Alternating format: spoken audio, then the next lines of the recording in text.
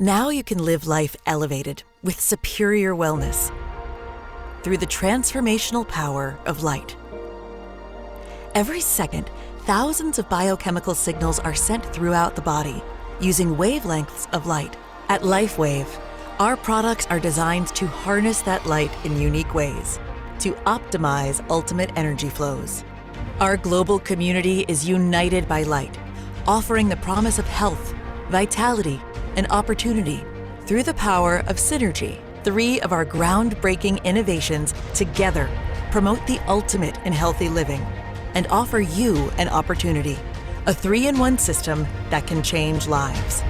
Welcome to the future of wellness.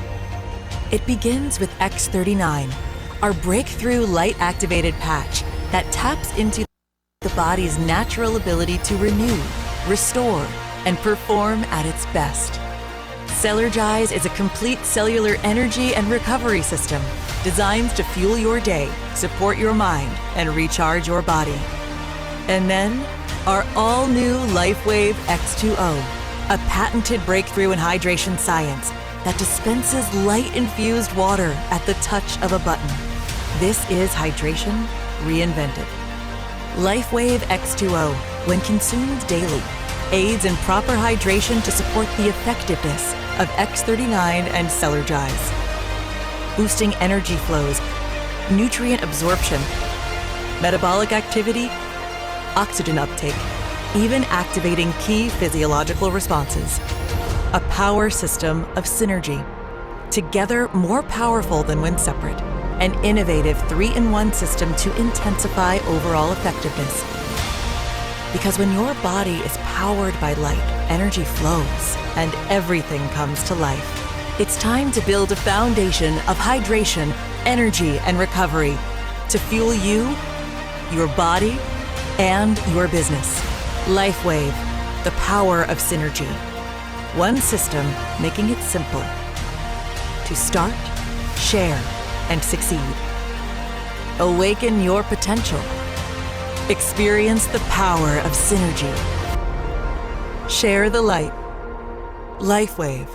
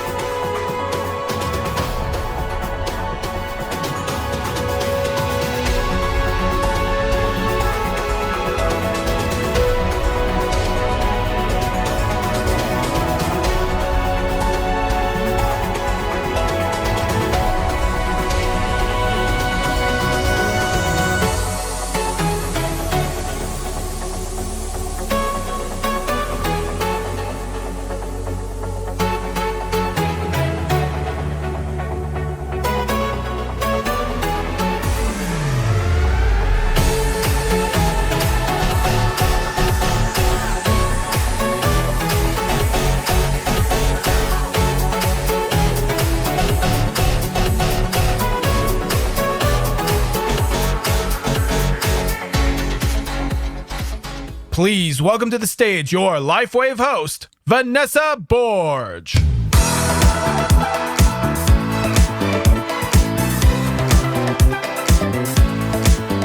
morning, everybody. How about that? We like those performers? How are we feeling today? A little tired? But we're going to rally. We're going to rally because we're the LifeWave community and we have quite a bit of energy after that incredible performance. Let's hear it one more round of applause for Effie Passero, performing Carly Simon's Academy Award, Golden Globe, and a Grammy Award-winning song, Let the River Run. Speaking of award-winning, did you enjoy 7-time Grammy winner Jacob Collier last night? You all are really good singers. You're very, very good. It was such a memorable night. I can't believe we've come to the last day of this incredible event, but we are far from done. We still have so many of you to celebrate. If you are a new executive director or new presidential director here in the arena, please follow our ushers to line up now. We want to, of course, recognize all of you. Did any of you have a look at the online photo album yet? Take a look at that. Look at how amazing these brand partners look in their parades yesterday. We're going to continue to add to this throughout the event so you can relax, stay seated for the upcoming parades. And coming to the stage right now, welcome Claudia Hartneck, Vice President, European Sales, Garrett Johnson, US and Canada General Manager, and Adriana Ko, APAC Director of Business Development. Let's hear it for them.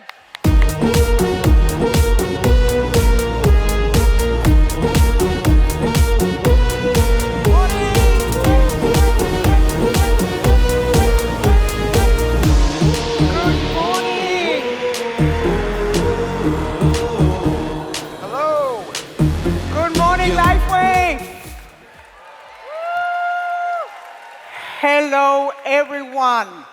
This morning, we get to present the newest brand partners who have advanced to the rank of Executive Director. Reaching Executive Director is proof that you have built a strong foundation, developed leaders all around you, and are leading your organization with vision and consistency.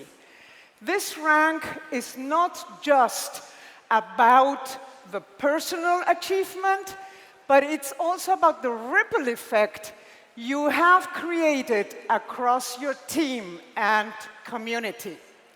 So let's stand up and celebrate our new executive directors. Woo!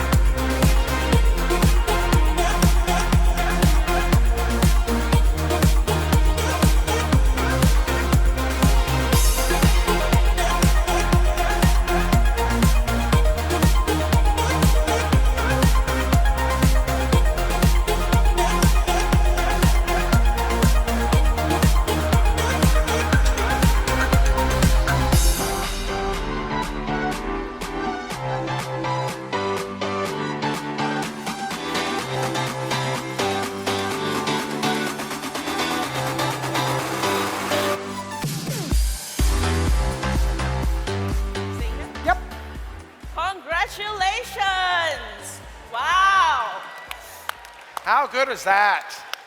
You are showing us all what's possible when commitment meets leadership.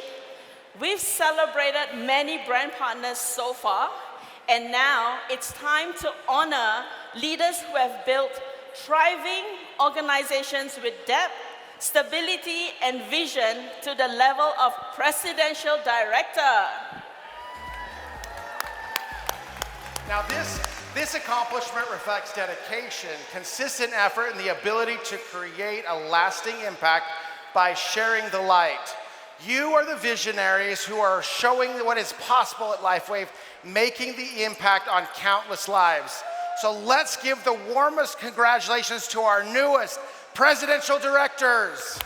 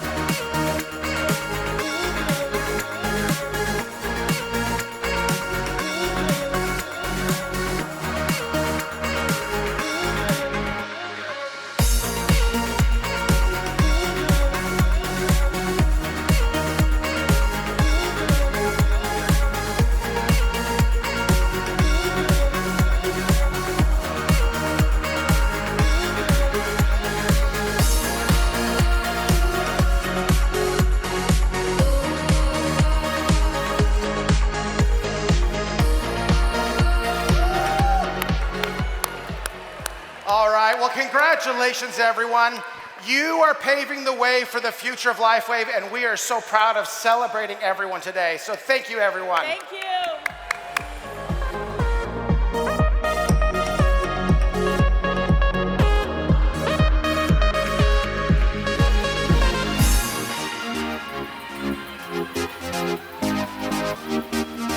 Congratulations!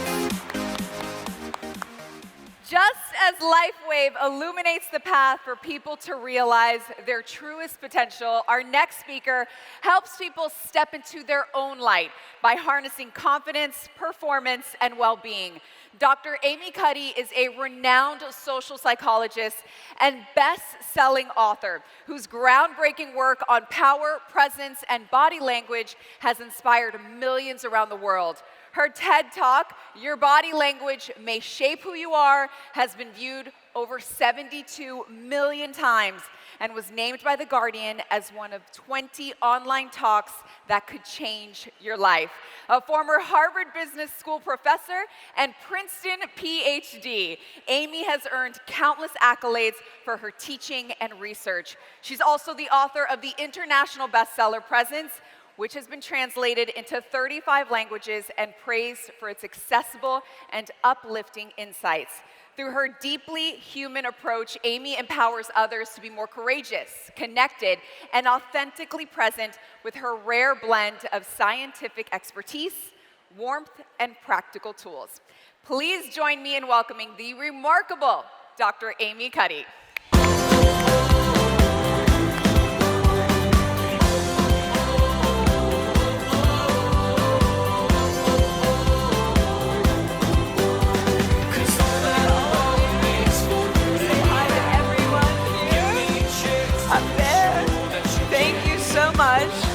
Wow, for having me.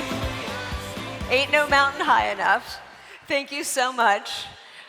I gotta say, I never thought that I would be standing on a stage like this. And, you know, talking to you about the very thing that I study, our nervous systems. Just think right now, thousands of nervous systems in this room are switched on. They are firing, they're flickering, they are alive. And all of them are sending and receiving signals, even in silence, even if you're not the one on the stage. Your nervous system is constantly communicating. It's constantly taking in information and then put 10,000 of those nervous systems together in a room with this kind of energy, right? I mean, that's what it's about. This is about your light, and it is about sharing the light. And I so deeply resonate with that message because my message, my work, is all about how we find our personal power and then how we use that to invite others to be present, to be authentic, to find their personal power, to find their light. That's what it's about. That's how we create the most innovative, effective, communal futures. We do this together, but we have to start with ourselves. So think of your body as a light transmitter. Your body is reflecting what's happening. It is reflecting what's happening inside us, but also it is kind of illuminating and shaping what's about to happen. Not just in this moment, but after you leave. So the way you're sitting right now is sending information to your nervous system, and your nervous system is telling you how to see the world, how to see the person next to you, how to see your future, how to spend the rest of this day, whether or not you can be present and really take in what you're experiencing. You know, sometimes I have a good friend who's had a lot of success, and he said sometimes, his name's Chris, he says sometimes I allow myself to be my child Chris, watching my Chris now. And I get to enjoy it so much more because I never thought I would be here in this moment. That's presence. That's harnessing your nervous system. That's where personal power begins. It's not about shining the brightest or shining brighter than everyone else. It is about keeping your light alive, but it's about doing that because when your light is alive, It awakens the light in everyone around you. It is contagious, right? I mean, your lights, you're affecting the people next to you. You may not realize it, but you are. You don't have to be the center of attention to be having this profound effect on the people around you. And that allows you to create teams and communities and relationships that are so much more sustainable, so much more effective. I want to just separate two constructs that people get confused. When you think about power, people often think about social power.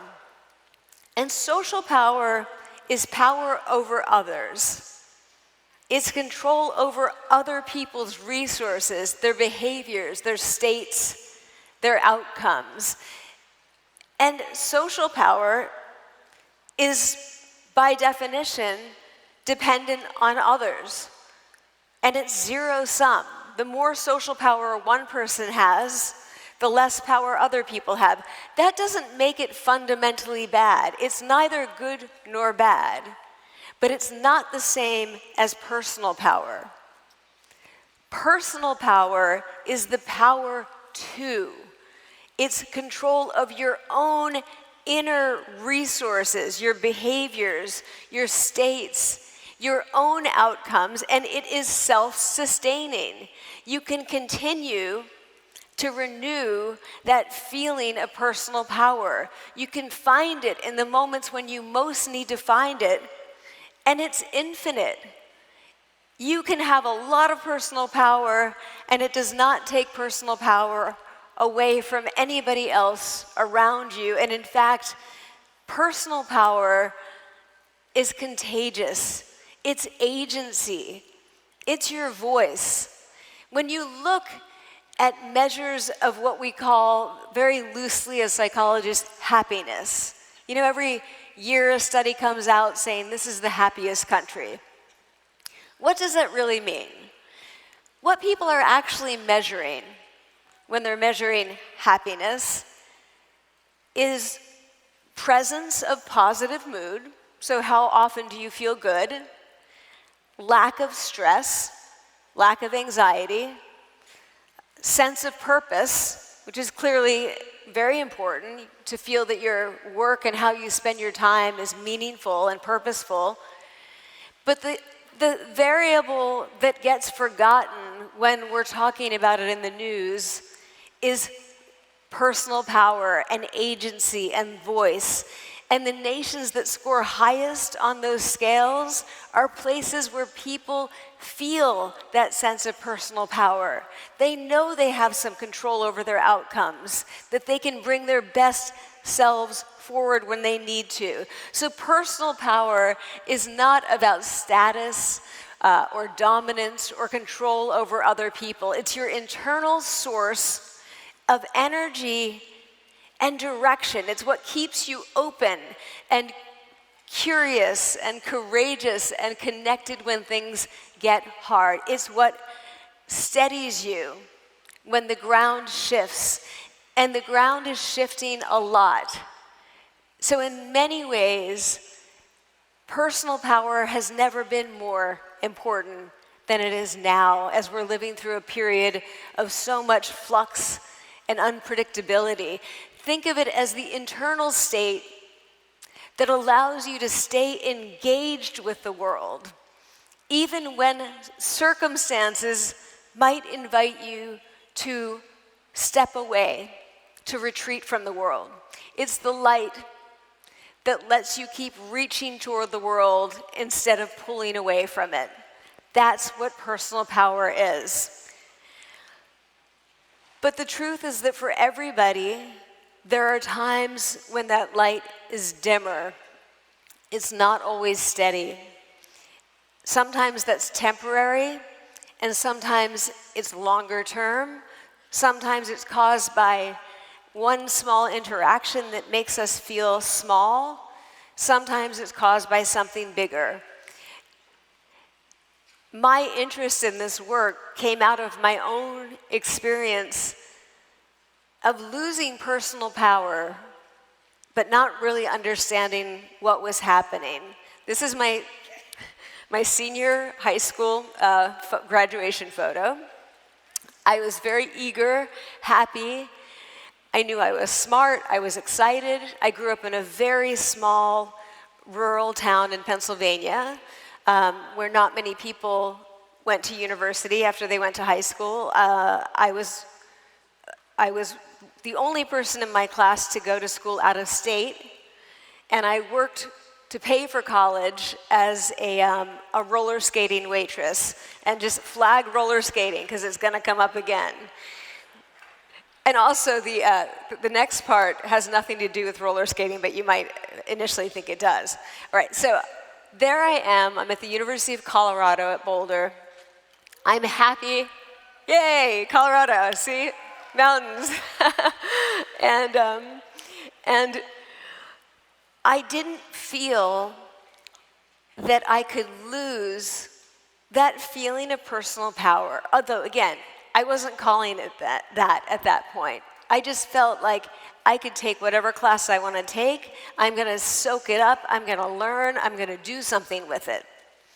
And then in my second year of college, I was in a very serious car accident. We were driving a long distance overnight from Wyoming to Colorado, from Montana to Colorado through Wyoming. Montana or Wyoming or both? Woo, yeah, I know, they're all beautiful places. So we were trying to get back from morning classes. We were taking shifts driving, and the friend of mine who was driving during the third of 3 shifts fell asleep in Wyoming, and we ran off the road, and the car rolled 1.5 times and landed on the roof, and I was ejected from the car. My friends were fine. They were in their seatbelts. I was sleeping in the back. I always like to reassure people because people are kind and they're worried about what happened to my friends, and they're fine. I think the worst part for them was seeing what happened to me. I don't remember that. Again, I was in my second year of college thinking like the future is, just going to be wide open for me. But instead, I wake up in a head injury rehab ward, and I won't make you stay on that picture for long, but having sustained a serious traumatic brain injury. I had no idea why I was there. I had been withdrawn from college. I couldn't make sense of things. I couldn't understand what people were saying to me. I couldn't stand the lights. I mean, everything was different. My brain had experienced what's called a diffuse axonal injury. And if you think of your brain as an onion, and each layer of that onion is a different density, when you're thrown and stopped very quickly, it's moving at different speeds, each layer against each other. And so axons are being torn throughout your brain. And what that means, diffuse axonal injury is not a fun term, but let me tell you what that means.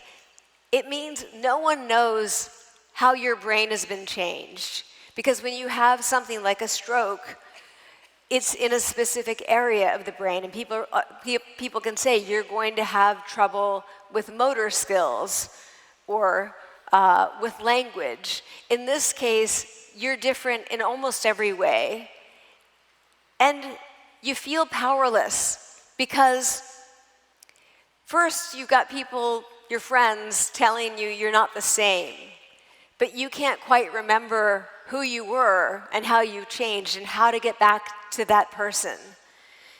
And second, you're not able to do the things that you could do. You're not able to think with the same power, with the same capacity as before. And so suddenly, what I thought could last forever for me felt like it had been taken away. And I was told by my team of doctors that I would not finish college, but I would likely be high functioning. And I didn't like that term either. So what I noticed too was that as I was trying to recover, I felt myself instead backing away, withdrawing, making myself smaller, not raising my hand, not sharing my ideas, not having joyful moments with friends. I was shrinking. I ended up, after 4 years of rehab, going back to college, and I finished. And I finished with honors.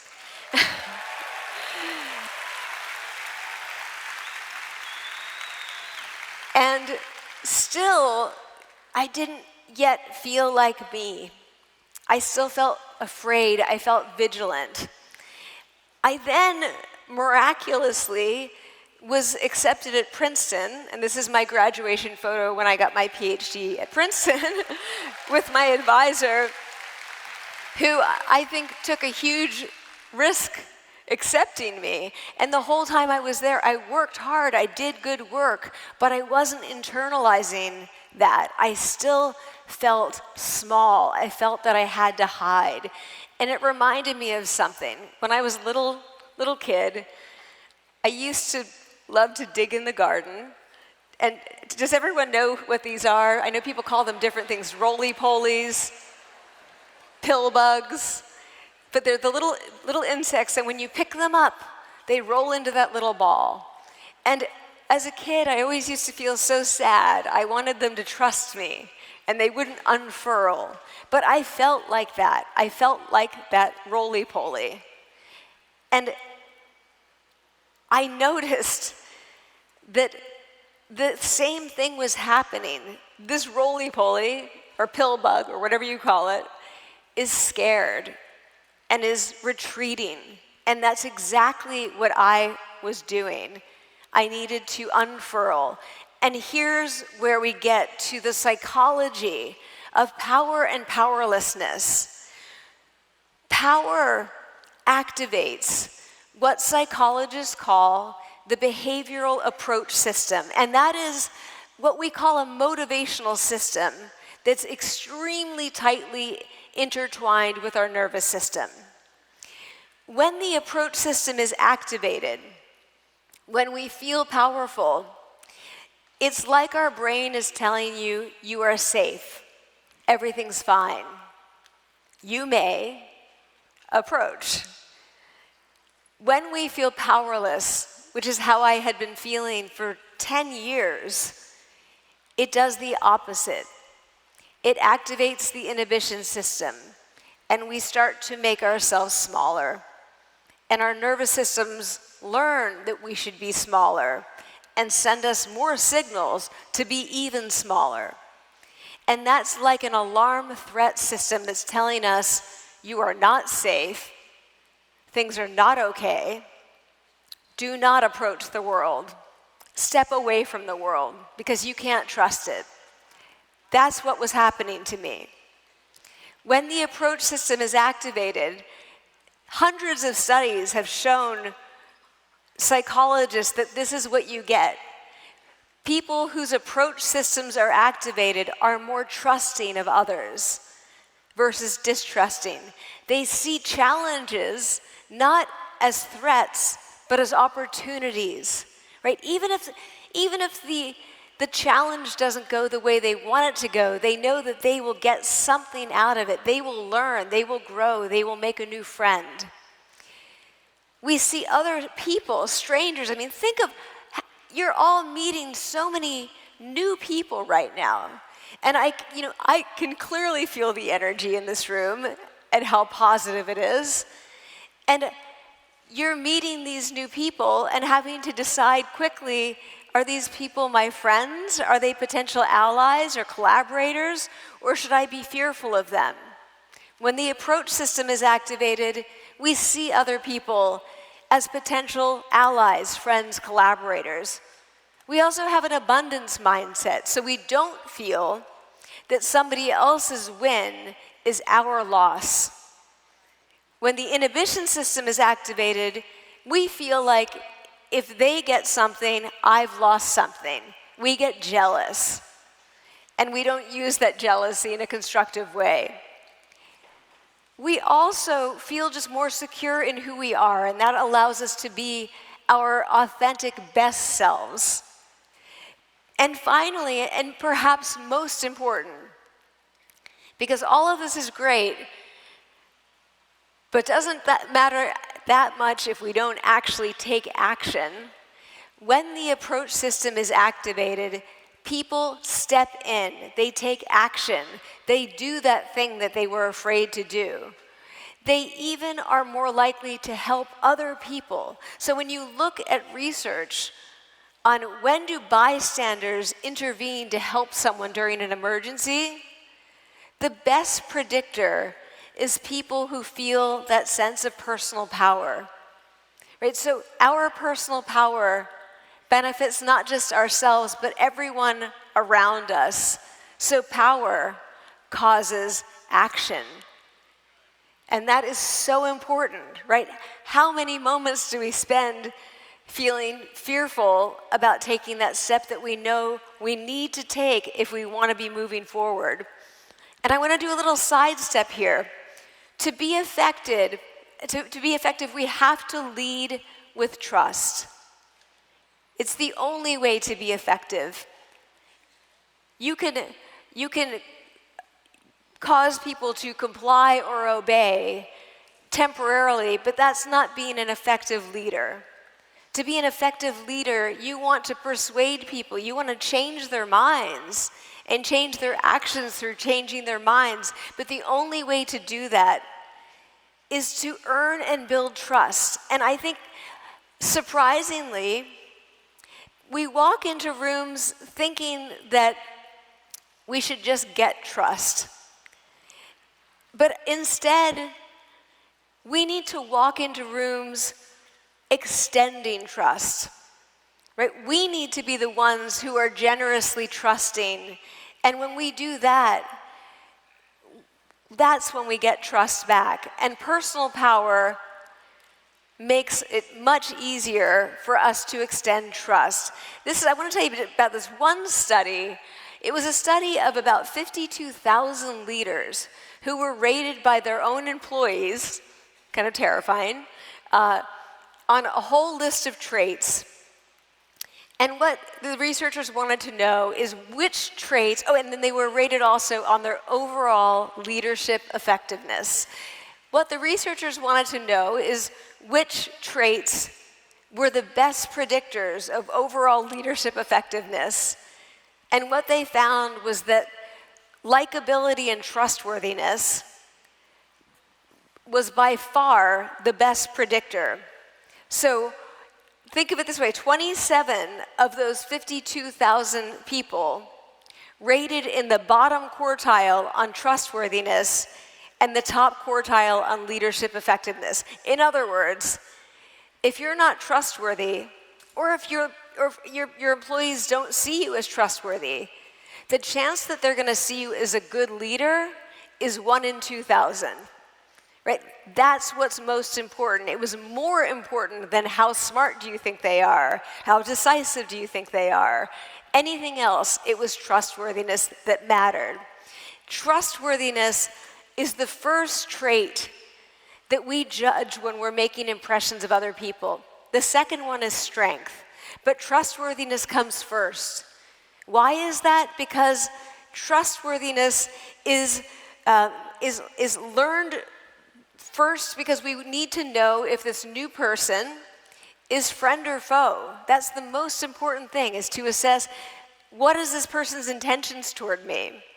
The second is that in our overall judgments, it's weighted more heavily. So if you say, how much do you like this person, that trustworthiness rating is going to be a much heavier predictor than anything else. And third, when we make errors on trust, so for example, I'm going to use a kind of business school case.